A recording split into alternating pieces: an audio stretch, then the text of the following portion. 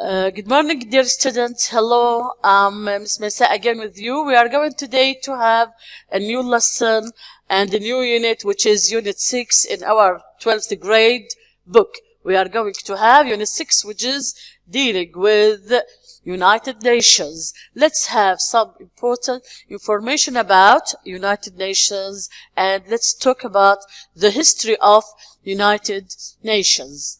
First of all, the history of United Nations will get very brief ideas, and we'll talk about some important acronyms that we need them, or sometimes we see them in our world in general. First of all, let's have a brief history about the United Nations. We have here some points we're going to tackle. The United Nations was established, and here you'll find that the verb is was, because we're talking about United Nations, all of them as one unit, exactly like when we talk about a school, for example, class or a family, so or a team of football. So here the United Nations, although it is plural, but the word refers to singular whole unit of something. So the United Nations was established by the Charter of the United Nations and the Statute of the International Court of Justice. Number 2, the Security Council contains 5 permanent members like China, France, Russian Federation, and the United Kingdom, and the United States. 3, 10 non-permanent members elected for 2-year terms by the General Assembly. 4, its official languages are Arabic, Chinese, English, French, Russian, and Spanish.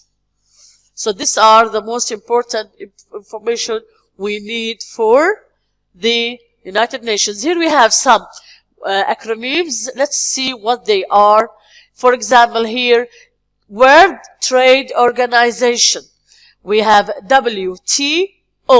WTO, which means abbreviated from the word World Trade Organization. And this is its sign. Number 2, World Health Organization. World Health Organization. WHO. WHO. 3, United Nations High Commissioner for Refugees. UNHCFR. Again, United Nations High Commissioner for Refugees. UNHCFR. 4, United Nations International Children's Emergency Fund. United Nations International Children's Emergency Fund, which we say it UNICEF, although it is UNICEF, but we say it UNICEF. Number 5, United Nations Educational, Scientific and Cultural Organization. We call it UNESCO. UNESCO. United Nations Educational, Scientific and Cultural Organization, abbreviated by UNESCO. We call it UNESCO.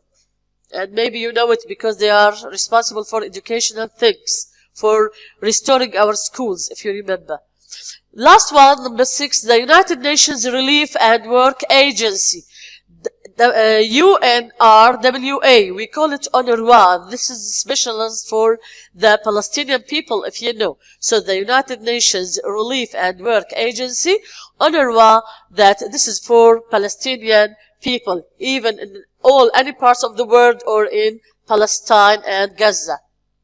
Now let's move to the vocabulary. We have the most important words. Let's see them, understand their meanings, and then we'll move to grammar. Vocabulary, the first word we have the word charter. Charter, which is a noun, is a statement of principles and purposes of an organization. So the word charter, noun, a statement of principles and purposes of an organization. Number 2, ratification. Ratification, which is also a noun, making something valid by confirming it. Making something valid by confirming it. Number 3, permanent. Permanent, which is an adjective. It means continuing to exist for a long time. Continuing to exist for a long time. Number 4, predecessors, which is also a noun. A system that existed before another one. A system that existed before another one. Number 5, affiliated, which is an adjective. Being joined in a close association. Being joined in a close association. Number 6, devastation. Devastation, which is a noun, means the state of being decayed or destroyed. As in the pictures here, you can see them. The state of being decayed or destroyed. Number 7, disparities. Disparities, which is a noun, a difference between two or more things, but in unfair way. So here, disparities, which is a noun, means a difference between two or more things, which is in a way that is unfair. Reading them very quickly for the last time. Again, the word charter. It is a noun, a statement of principles and purposes of an organization. 2, ratification, which is a noun, making something valid by confirming it. 3, permanent, an adjective, which means continuing to exist for a long time. Predecessors, which is a noun, a system that existed before another one. 5, affiliated, which is an adjective, being joined in close association. 6, devastation, the state of being, it is a noun, the state of being decayed or destroyed. Number 7, disparities, which is a noun, a difference between two or more things, but in unfair way. These are the words.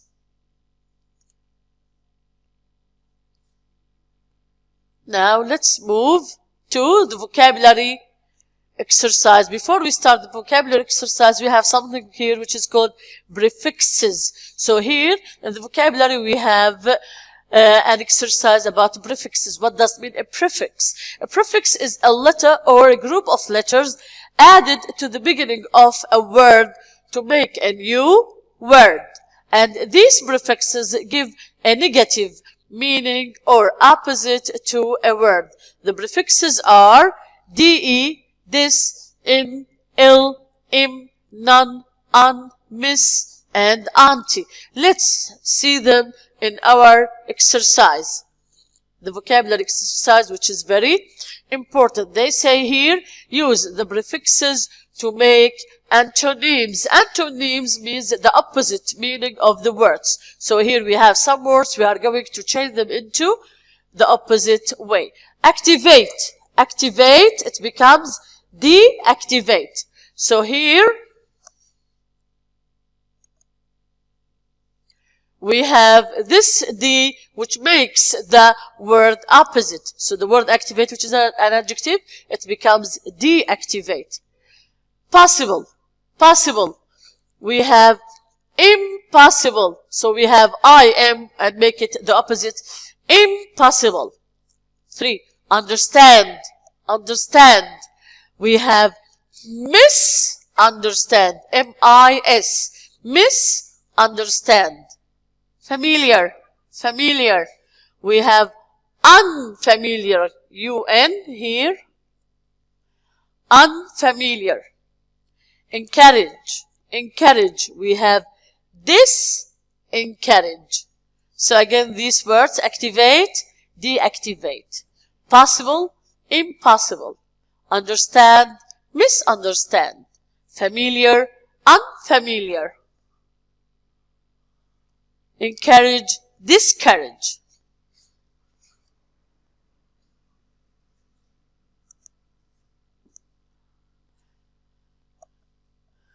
Now let's move to the rest of the examples here. We have the word logical. Logical. It becomes illogical. So we have I and L here. I and L. Illogical. These two letters. Regular. Regular. Irregular. I-R. Irregular. It becomes opposite. irregular, complete, complete, incomplete. I in here we have I in incomplete. Refundable, refundable. It becomes non-refundable. So we have these three letters, non-refundable. We have the word virus, virus, antivirus. So we have these four letters, antivirus. So the words again, logical, it becomes illogical. Regular, irregular, complete, incomplete, refundable, non-refundable, virus, antivirus. Okay, now let's move to pronunciation. What is the rule we have in our lesson today about pronunciation here? We have stressed vowels or stressed syllables. We have word, the title is word stress with 2 syllables. When we have a word of 2 syllables, how can we stress them? Let's see the rule. Here the rule says there are many 2 syllables words in English whose meaning and class change with a change in the stress. If we stress the first syllable, it is usually a noun or an adjective. But if we stress the second syllable, it usually becomes a verb. So here from this we understand that if we stress the first syllable, here we have a noun or an adjective. And if we stress the second part, it is a verb. Let's see the exercise and practice it in order to see. For example, here the word present. All of you know the word present has many meanings. For the first one, if we stress the first part here,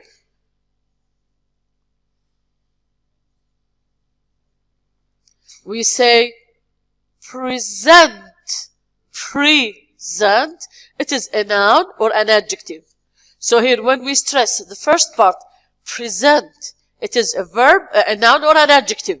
But when we stress the second part, present, it is a verb.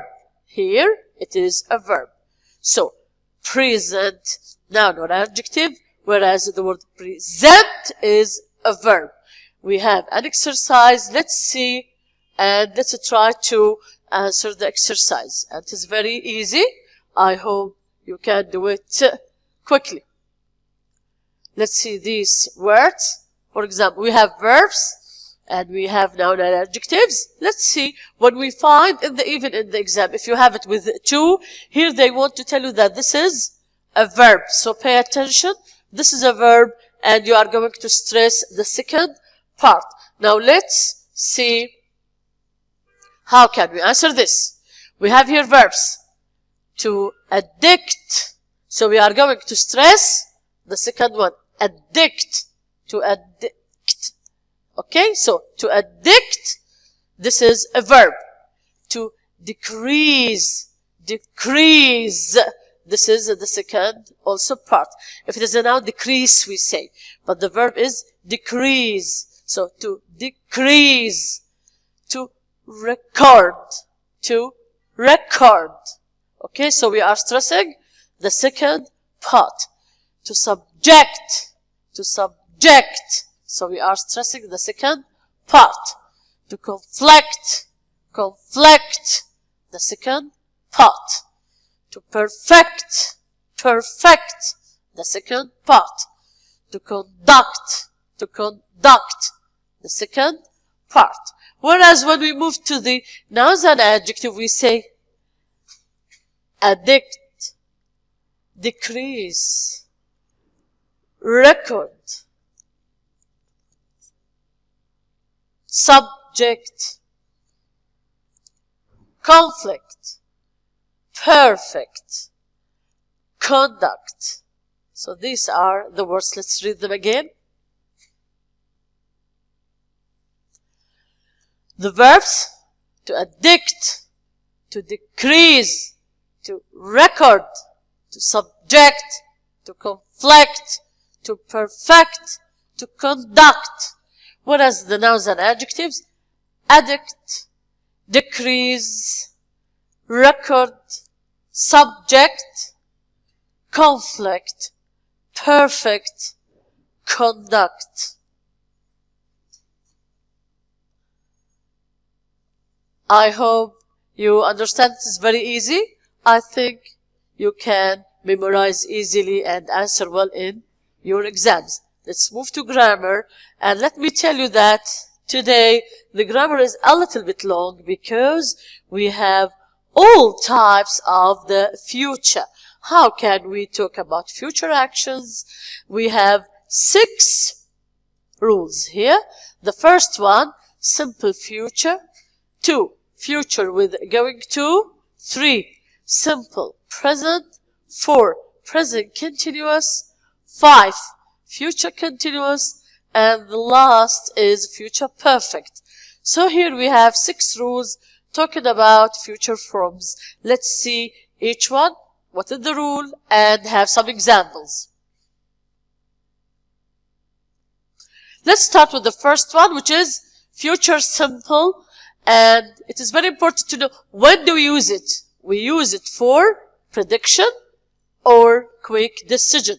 So the simple future, we use it for prediction or quick decision. Of course, we know the words of future, the keywords like tomorrow, next week, next month, next year, and any future date includes future rule. The first one, let's see the first one here. The rule says, I and we use for them shall plus infinitive. So for I and we use shall plus infinitive.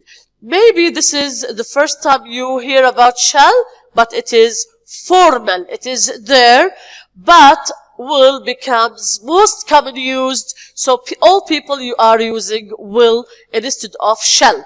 So we can use will for all the pronouns, but it is better to know that there is something which is called shall, because we will need it here. I and we, later you will need it for question tag. So you won't be astonished where you get it from. So the word shall here is most formal. He, she, it, you, and they, all of them, they will take will plus the infinitive. If it is for example, the negative, we say shall not, and we can abbreviate it and write it in this way.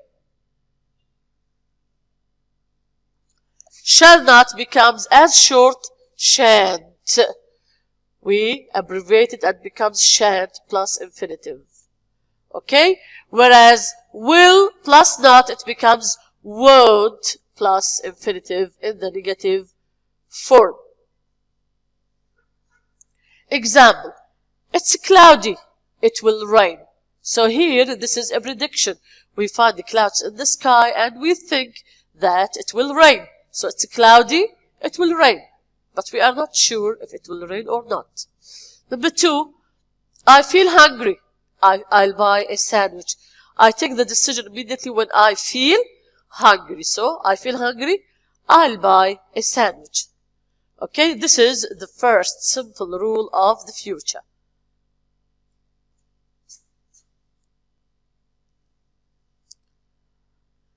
Let's move to the second one. The second rule, future with going to. Future with going to, when it is used for plans, intentions, and arrangements. So the word, the future with going to, used for plans, intentions, and arrangements. The rule is that I will take am plus going to plus infinitive.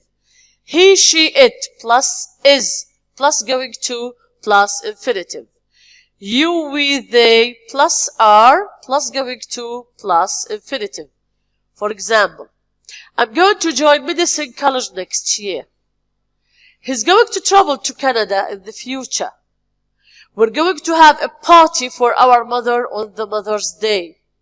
The first one, when we say, I'm going to join medicine college next year, this is my plan. I have a plan, I'm studying very well, and I want to be a doctor.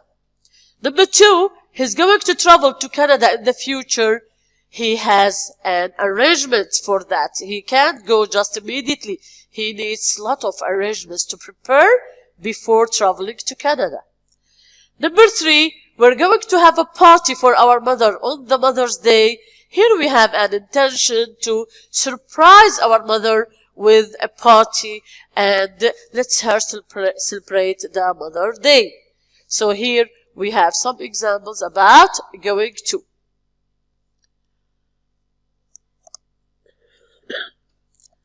Now moving to simple present, they say that we can use simple present to indicate future actions.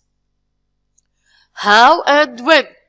The rule says that we can use simple present if we have specific and fixed times of trains, planes, or buses. So if we have fixed times or dates for trains, planes, and buses, we can use the simple present. For example, you go to the receptionist and ask, when will the train to London arrive?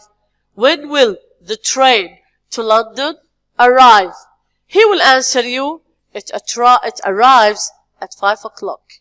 It arrives. He won't say it will arrive. He says it arrives at 5 o'clock because every day at 5 the train arrives. So it is a fixed time. That's why we use simple present. The second one, it's 10 o'clock. What about our flight? Also, if you are at the airport asking about a flight, it's 10 o'clock. What about our flight? Your plane takes off at 12 o'clock. So still it is 10. They won't say it will take off. They say your plane takes off at 12 o'clock because also it is a fixed time. So we use the simple present when we have fixed times of trains, planes, and buses. Move to the second one. We have a present continuous.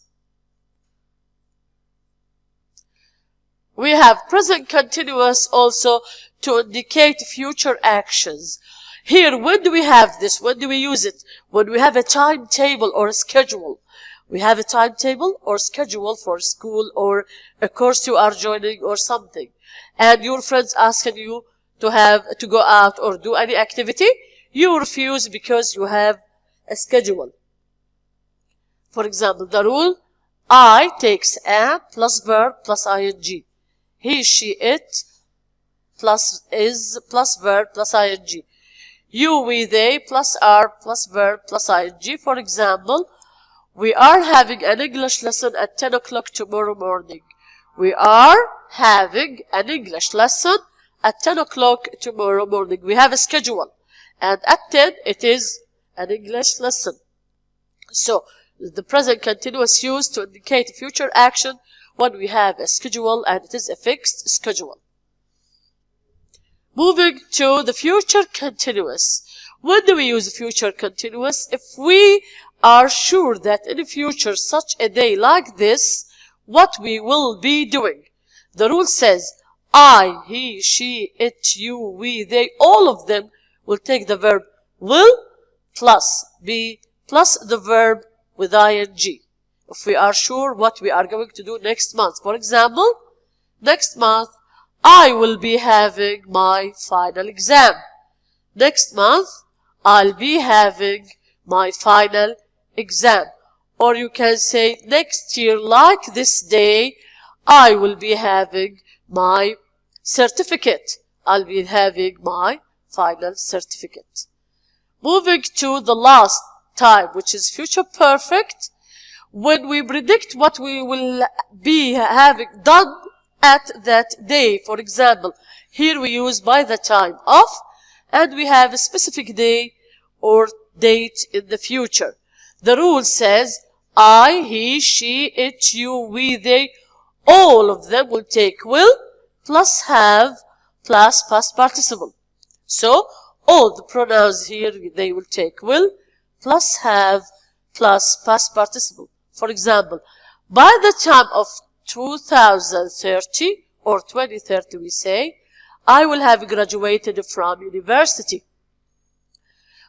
in your age, like you, even if you are studying at medicine college, by the time of 2030, you will be or you will have graduated from university. So this is in the future when we think that these things will happen and will be done. So by the time of 2030, I will have graduated from university. This is all types of future. Let's move now to everyday English. Here we have a conversation between Mr. Khalid and the reporter. The reporter said, Mr. Khalid, after such a certificate, you must feel on the top of the world. Mr. Khalid answers him, oh, it was nothing really, nothing at all. No, I can honestly say that it was a great job what you have done so far. That's very kind of you, but I feel the real credit must go to the whole team of the charity for their support. You're being called an innovator for prompting such service in society. I must say that finding jobs for the young is something not easy at all. We really appreciate your efforts in the charity. You're embarrassing me. I've just been very lucky for having a wonderful team. Oh, you're exaggerating. Sorry. I hear that you have planned the whole project. Tell us about that. Oh, you're exaggerating. I only played a small part in the whole thing. It was very much a team effort. Well, thank you very much, Mr. Khalid. Thank you. So here, the dialogue, we have some of the expressions which makes, it is called modesty. Modesty when you are trying to be very polite with people and you don't like to exaggerate. When here he said, Mr. Khalid, after such a certificate, you must feel on the top of the world. He said, no, it was nothing. Really? Nothing. So here when he said it is nothing, it means that he was trying to be very kind and polite. No, I can honestly say it was a great job what you have done so far. He said, that's very kind of you. Here he is very polite. It is very kind of you. But I feel the real credit must go to the whole team. He is very polite person. Okay? So he said, I feel the whole credit must go to the whole team of the charity for their support. You're being called an innovator for prompting such a service in society. I must say that finding jobs for the young is something not easy at all. We really appreciate your effort in the charity. He said here, it is very important, you're embarrassing me. You're embarrassing me. I've just been very lucky for having a wonderful team. Oh, I hear that you've planned the whole project. Tell us about that. Oh, you're exaggerating. You're exaggerating. I only played a small part in the whole thing. It was much a team effort. Well, thank you very much, Mr. Khalid. Thank you. That's all I think for our lesson today for our unit, which is unit 6. Hope you understand and get benefit. Lot of thanks for Mrs. Yusra Al-Wali because she's with us from the beginning of the whole book. Thank you for Mrs. Lubna, the supervisor Lubna Abu Salih, and teacher Meisaء. Thanks so much for being with us.